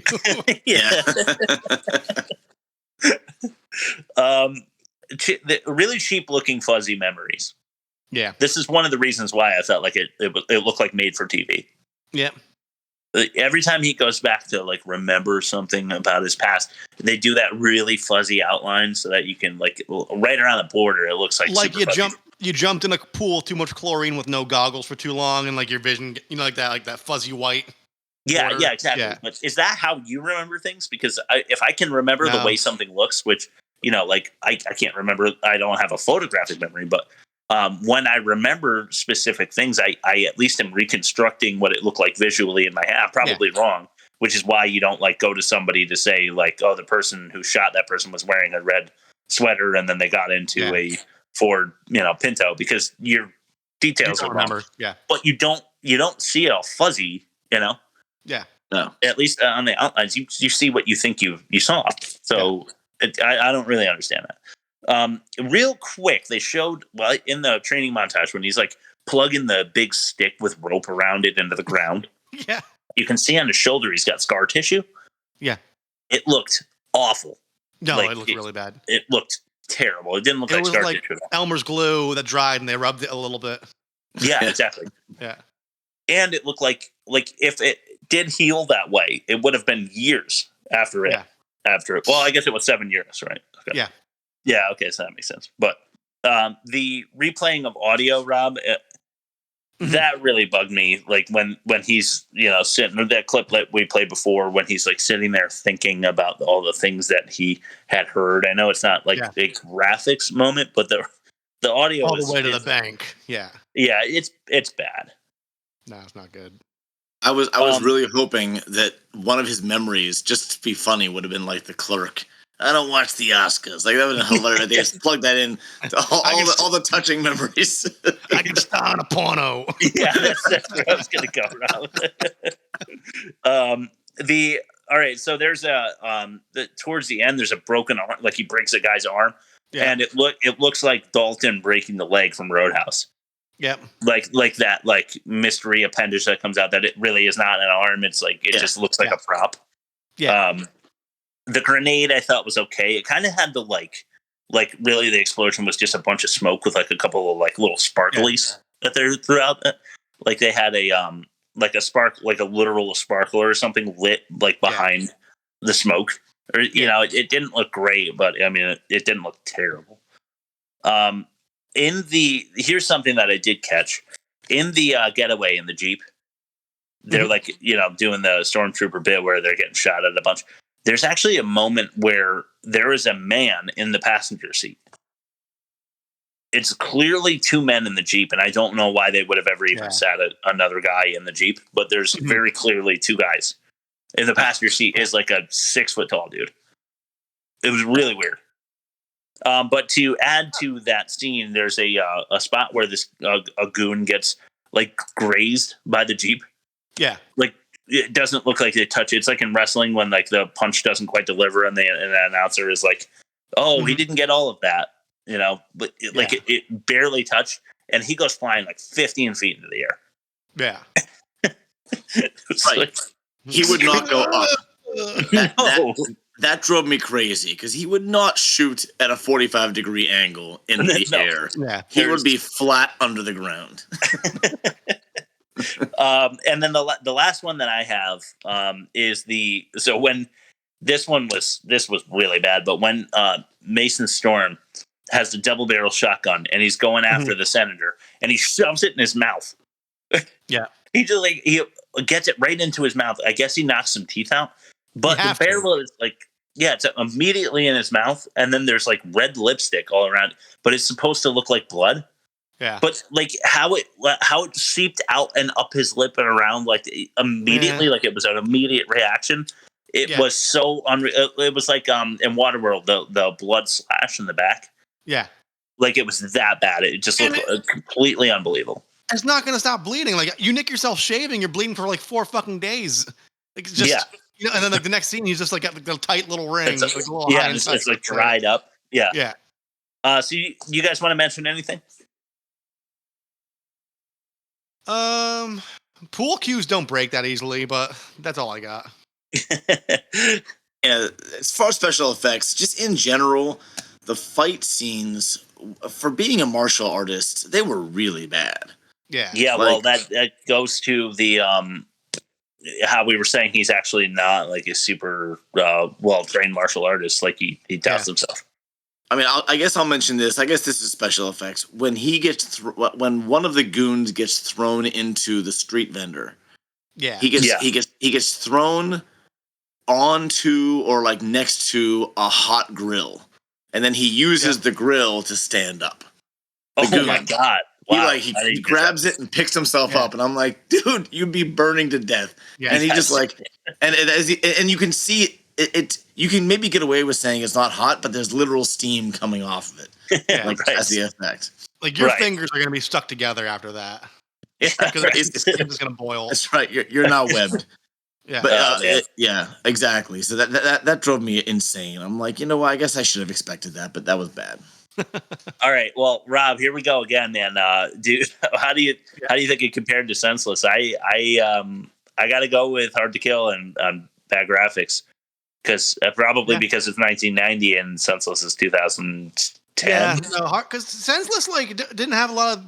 It had a lot of like fast forward and like glowing things. You can't really fuck that up. Whereas this one is like everything looks shitty. I agree. So Hard to Kill definitely beats out Senseless for being worse. Bob, you agree? I agree. Yeah. Okay, so we've got our scores, which means that we get to move on to some fun stuff. I'll try to move us along kind of quickly since we're running a little long, but I'm having fun. I don't know about you guys. So I'll do the loopholes, and then Rob, you can do your movie review. Yeah. And we'll compare them. Oh no, we got to do bad names too. Okay. All right. So, Bob, do you have any loopholes? I know sometimes you take notes.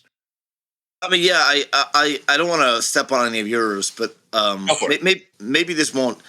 So somehow they kind of knew he was in a coma, and they didn't seem so surprised that he was in a coma.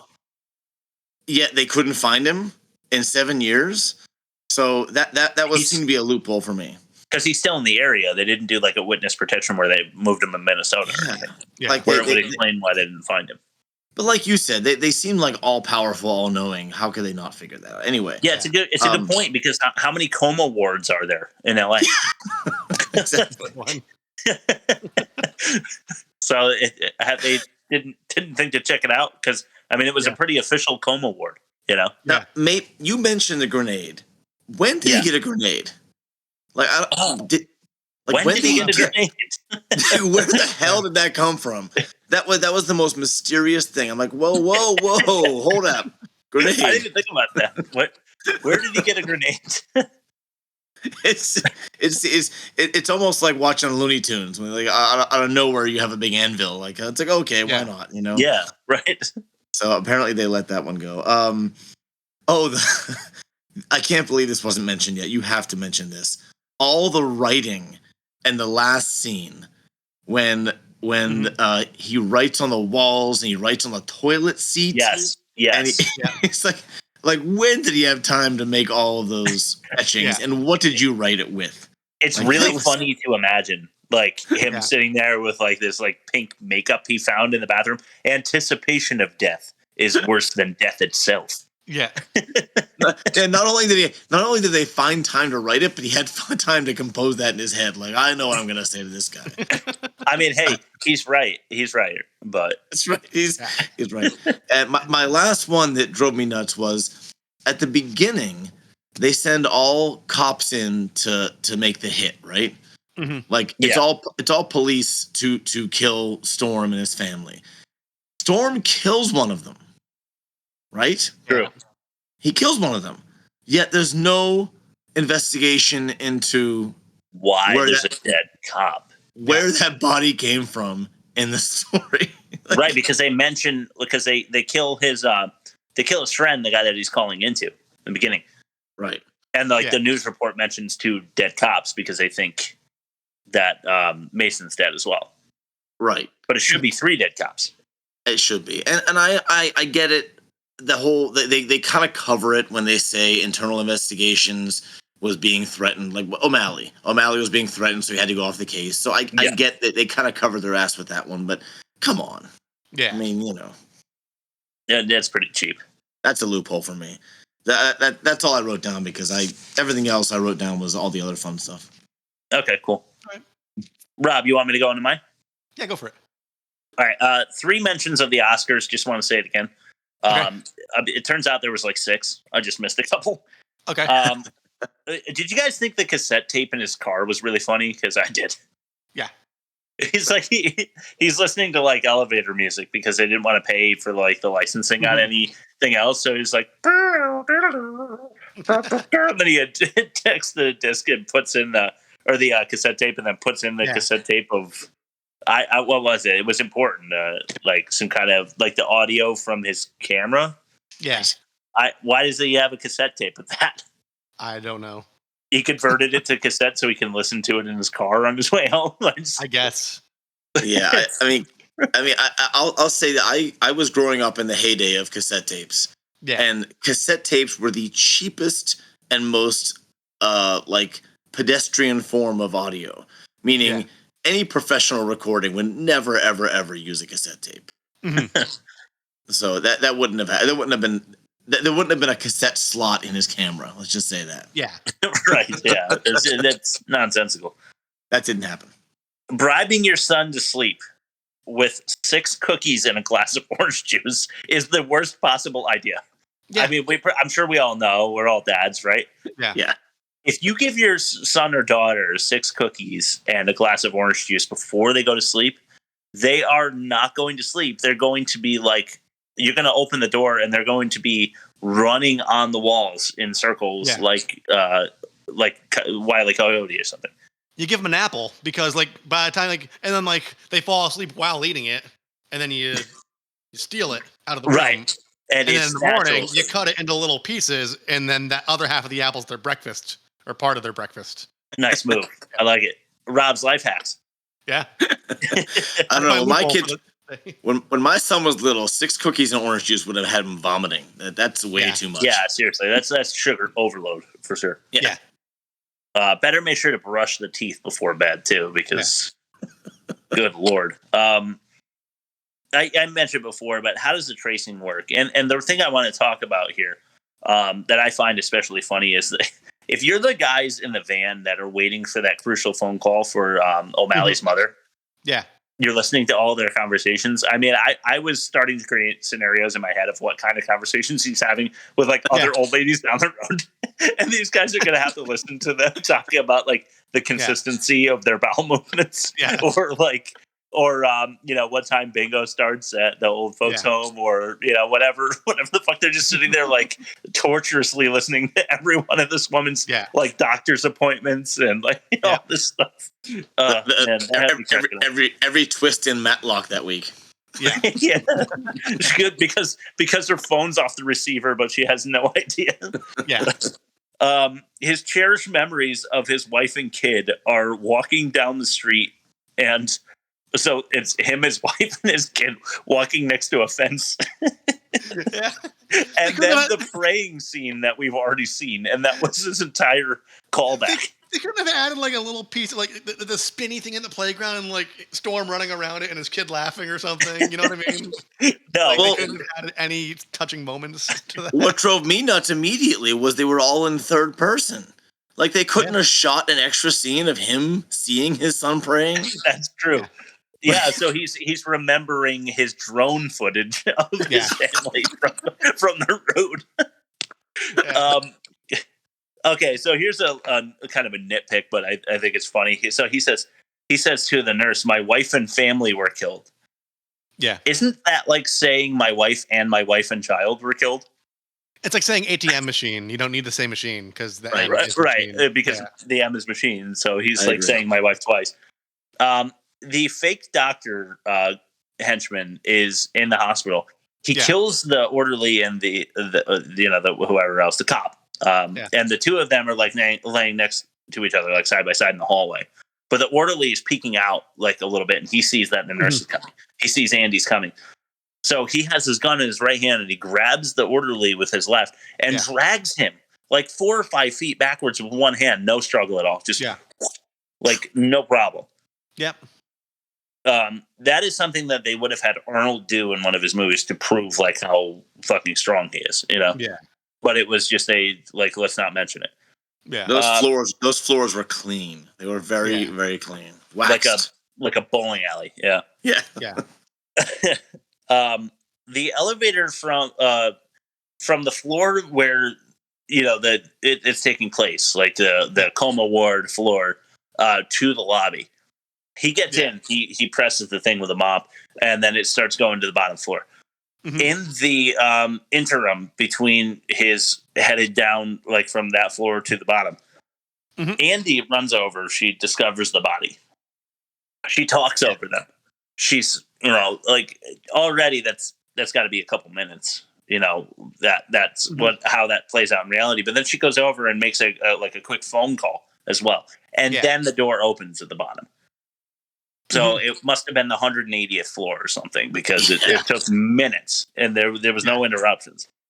Okay, let's do it. Seagal running. Is it? I mean, it is every time. It's funny. It's really bad. For the sake of time, instead of playing the theme song out at the end, I'm going to play a clip.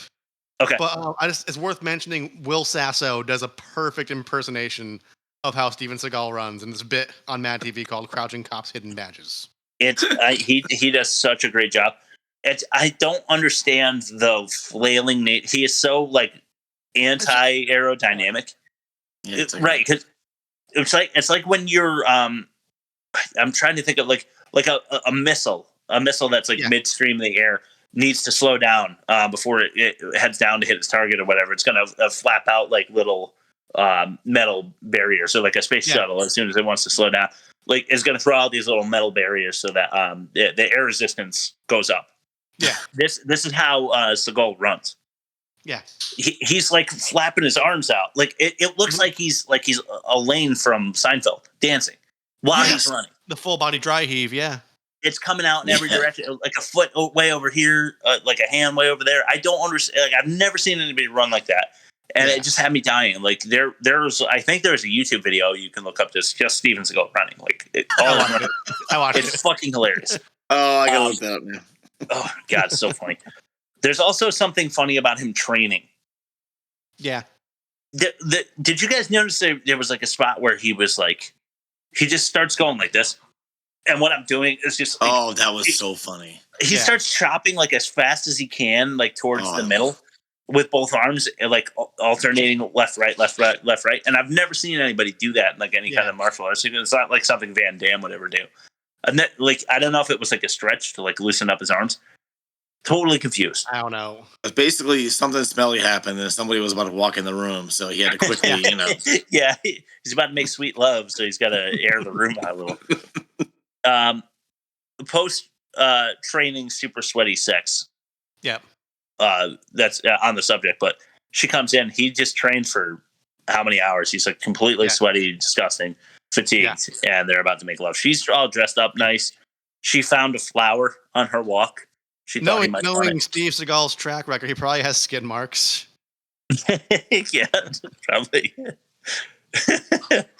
Well, did you also notice that as soon as that scene ended, he was sitting in like the same position, the same room, kind of contemplating? It almost looked like it didn't happen, and he imagined it. Like now that you mentioned it, it does seem a lot like that. That would be better if you turned it down. that would be less offensive. Yeah, for sure. So that I couldn't tell. It looked like he just imagined the whole thing, and I think it was just bad editing. Yeah. I wonder. The old lady had a broken back, I think O'Malley says. Did you guys pick up on that? Because until he said that, I had no idea. Yeah, I didn't realize. Well, that. she had one, but I'm guessing by now she had healed. Yeah. Oh. Okay, yeah, because she seemed like perfectly fine to me. Yeah. Speaking of the old lady, I like how what's her face? Andy went like in to investigate. She brings the tea set back, and O'Malley's badge is the first thing she sees as she goes into the back door. Yep, it's like there's an official looking desk, and there's O'Malley's badge. Yeah, it's the first fucking thing she sees when she doesn't have to do any searching. The old lady who's supposed to be covering for O'Malley doesn't know who he is, keeps the badge right next to the unlocked and open back door. Yeah. Okay. We mentioned that sheetrock stops bullets, and I know that because Andy and and Mason Storm dive under the like hallway, like the French style like hallway where half the wall is missing on the top. Yep. Like at the top of the stairs, and they don't get hit by bullets, so the kid should be fine. Let's see. He just trades the Jeep for the beater. That just bugged me because the kids are just like, yeah, sure, we'll take your Jeep with fucking bullet holes in it. I'm sure you don't have anybody chasing after you or anything. You're trying to ditch this Jeep that just recently got shot up on machine guns. Like, no problem. We'll just switch it out. Yeah. No, but he spoke Spanish, so it was cool. Oh, right. SA, yeah. That was horrible. That really scene made no sense. It made zero sense. Here's another thing that doesn't make any sense. Why isn't Sonny screaming for help when he's running through like the train station and through the streets of New York where there are like hundreds of people? Yeah, it doesn't make any sense. Listen to your right hand when he's warning you that all of your goons are dead instead of just sending them away. Yeah. Senator Vernon not only sends him away, but the like the hot chick he's got in the hot tub with him. Yeah. He just needs to be completely alone and vulnerable to contemplate what might be happening instead of getting the update from his right-hand man. Mm-hmm. I like how Mason Storm, one of the cops, I think it might have been Hank from Breaking Bad. Yeah. At the end, he just straight up slaps him in the face. Yep. It's like... It's just like a fucking straight up like bitch slap to his face. Yeah. Oh man, that was funny. I feel like that film that he took at the docks would just be black. Yeah. Oh yeah. Like despite the fact that like obviously he wasn't filming because I made mention of this before, but he wasn't filming when Senator turns around and like puts his face into the light. But not only that, like you would have no idea. One, you wouldn't be able to hear shit. Yeah. Two, it would be completely pitch black. I mean, like if you shot it on your like iPhone 13 at the docks, you wouldn't be able to tell who they are. Yeah, I doubt the aperture settings were advanced in 1990 on a home video setup. It's not like it was an extremely expensive looking camera or anything. So, and I got one more. Okay. At the end, when he kills everybody in this guy's mansion, isn't that even though they had seen the tapes? Mm-hmm. Isn't that still illegal vigilante justice? He still killed a shitload of people and damaged a ton of property, and I'm sure they didn't keep him like on as an active duty officer after he was presumed dead for 7 years. Right, so he's just a civilian. He's a civilian on paper, probably. You got to retrain if you take a year off from like a law enforcement job. I'm sure you got to be retrained on a bunch of shit and get recertified. He's been gone for 7. Right, you don't just make a phone call. But I mean, all those people should be tried for their crimes against, the state or whatever. They shouldn't be just murdered. Yeah, by some guy. So he should be going away for the rest of his life for murder. Yeah, and also when you go into a convenience store and you witness the cashier get his chest blown up with a shotgun, and you then beat 3 people nearly to death, you don't just get to walk home after that. You have to do paper. You have to go back to the station and shit. Yeah, I think he signed something. The Oscars. Yeah, right. Didn't he just sign like a piece of paper on a clipboard, and then they were like, "All right, see ya." Yeah, he didn't take. He just gave a verbal statement and walked home. Yeah. So then, I broke that guy's leg, and I was like, I gotta get home to watch the Oscars. Yeah. The only thing I can feel like they might have used as logic is he technically was listed as dead when he was in his coma. Mm-hmm. So when he comes back, is he should he be tried for things because he's dead? He's not really alive. He's not a citizen. Oh, the old double jeopardy.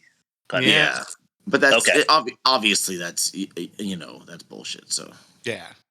All right, guys, let's close this thing up. Unless you guys have anything else you want to add. That's it.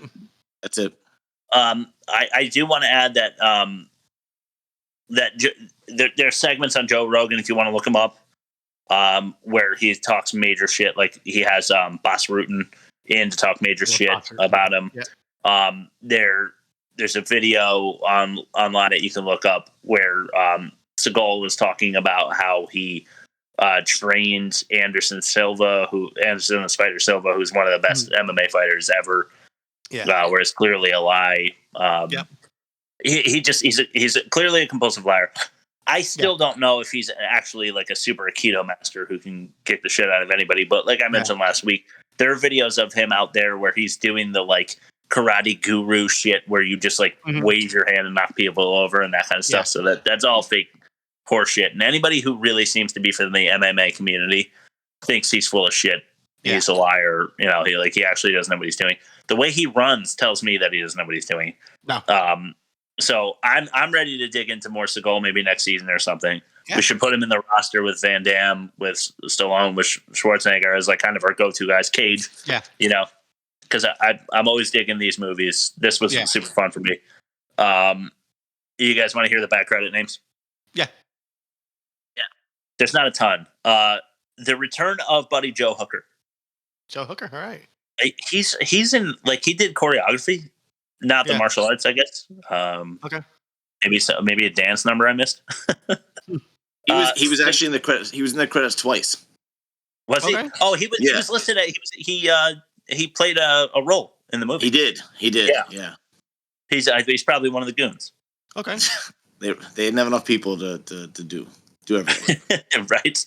Yeah. Get Joe Hooker out there. Pulling the grip. I wanted to say, Bob, you mentioned, but Seagal did all the fight choreography. He did.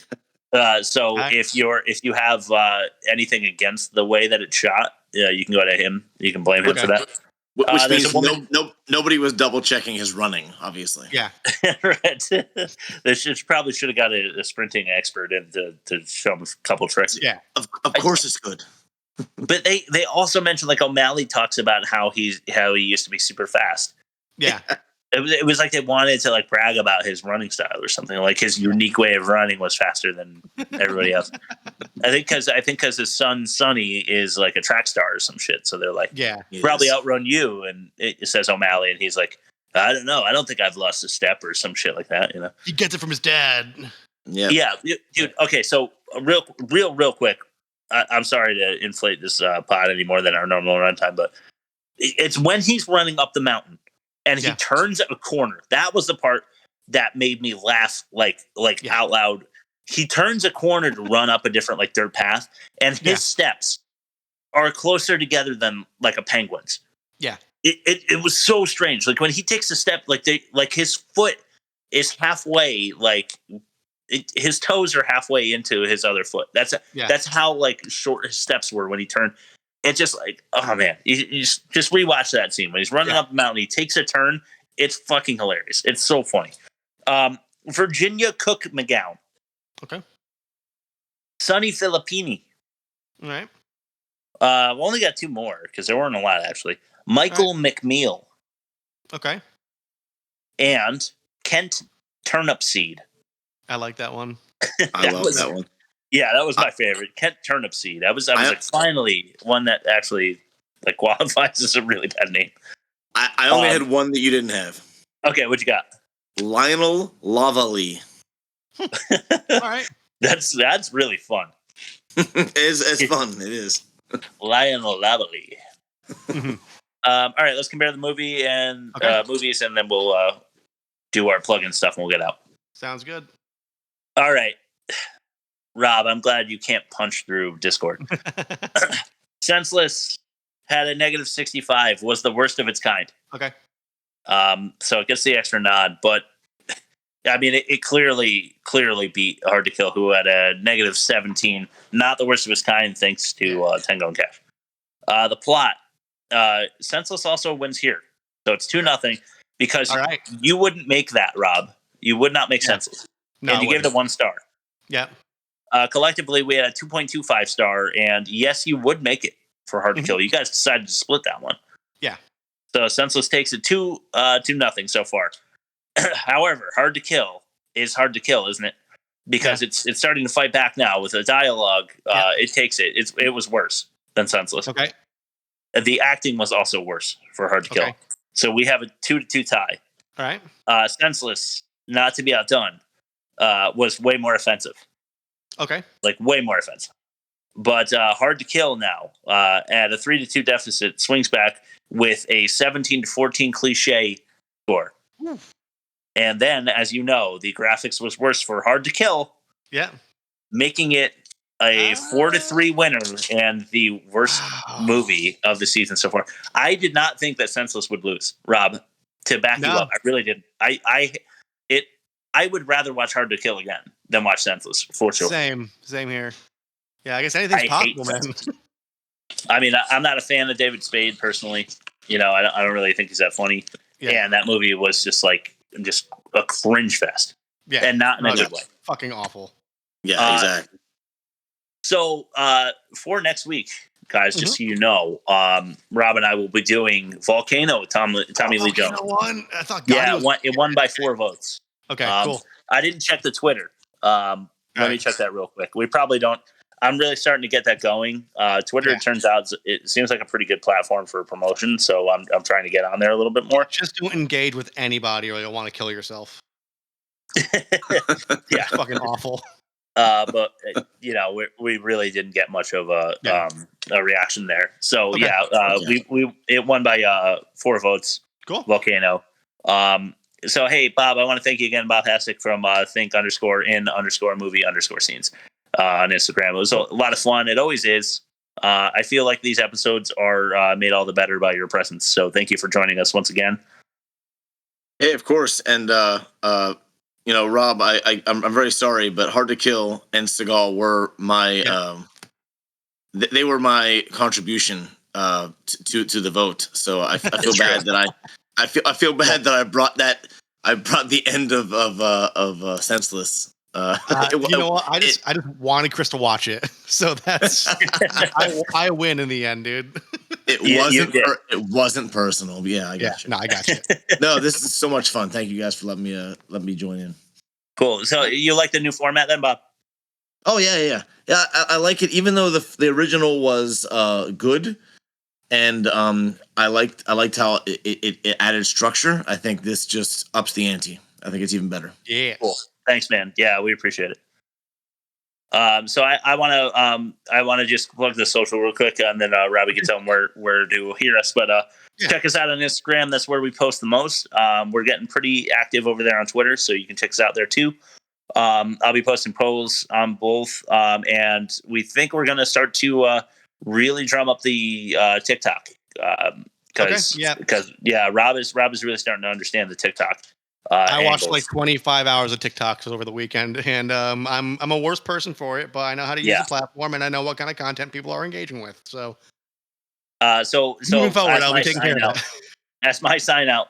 I will just say thank you again for you guys who are listening out there, and if you feel like reaching out, it's worstmovieevermade@gmail.com.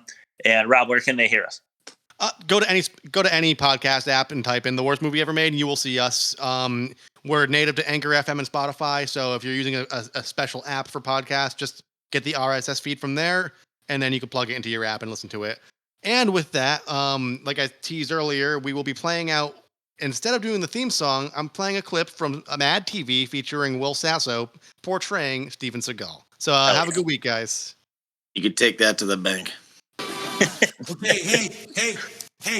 All right, in this shot, I'm going to use my magic to run up that wall and then jump up over the roof. Okay, great. Hey, can we get those wires in here, please? Whoa, hey. Who said anything about wires? I saw that Chinese movie like 4 times. I didn't see any wires.